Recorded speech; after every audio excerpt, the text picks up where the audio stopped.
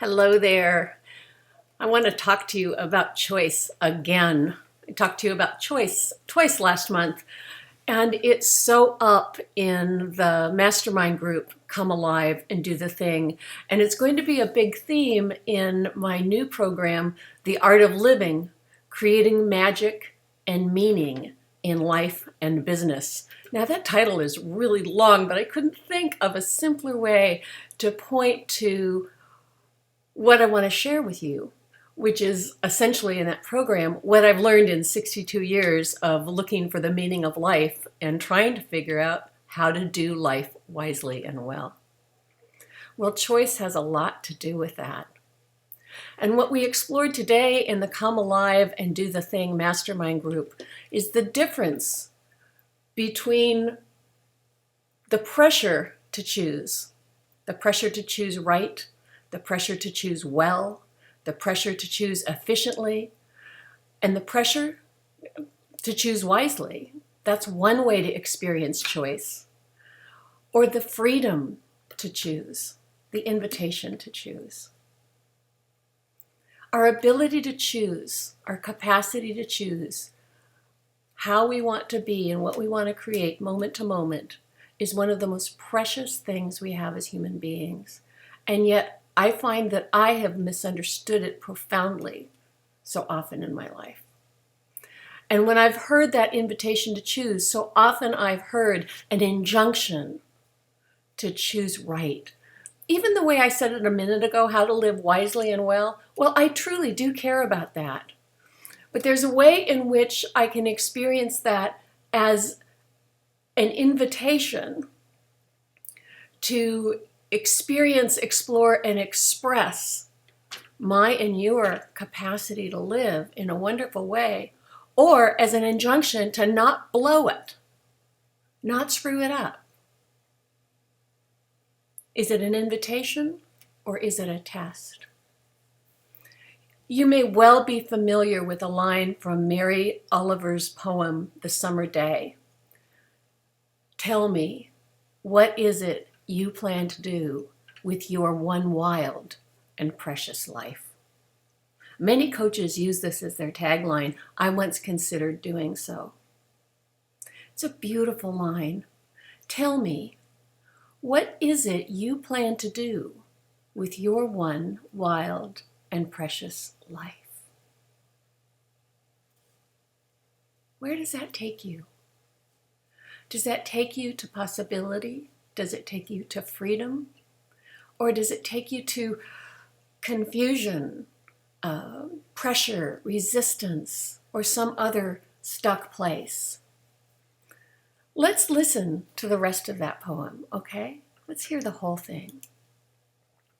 The Summer Day by Mary Oliver. Who made the world? Who made the swan and the black bear? Who made the grasshopper? This grasshopper. I mean the one who has flung herself out of the grass, the one who is eating sugar out of my hand, who is moving her jaws back and forth instead of up and down, who is gazing around with her enormous and complicated eyes. Now she lifts her pale forearms and thoroughly washes her face. Now she snaps her wings open and floats away. I don't know exactly what a prayer is. I do know how to pay attention, how to fall down into the grass, how to kneel down in the grass, how to be idle and blessed, how to stroll through the fields, which is what I have been doing all day. Tell me, what else should I have done? Doesn't everything die at last and too soon? Tell me, what is it you plan to do with your one wild and precious life? Whoa! Nowhere in that poem is an injunction to get something right. It's not even an injunction to go wandering through the fields all day. It's an opening, an invitation, a meditation on the amazing mystery, the amazing miracle of the grasshopper's complicated eyes. If the grasshopper is a miracle, how much more a miracle are you? And even as I say that, I think, how ridiculous is that? How do you compare one miracle to another? But you and I are the brand of miracle that, for whatever reason, is blessed and endowed with self-consciousness. So we can think about our choices. We can reflect on our choices. And we notice what choices seem to bring us more to life or take us further away from life. We can notice over time which choices bring more or less joy, which choices seem to be kindest to others. And in my experience, there's a lot that we don't know. There's a lot I can't tell about my choices.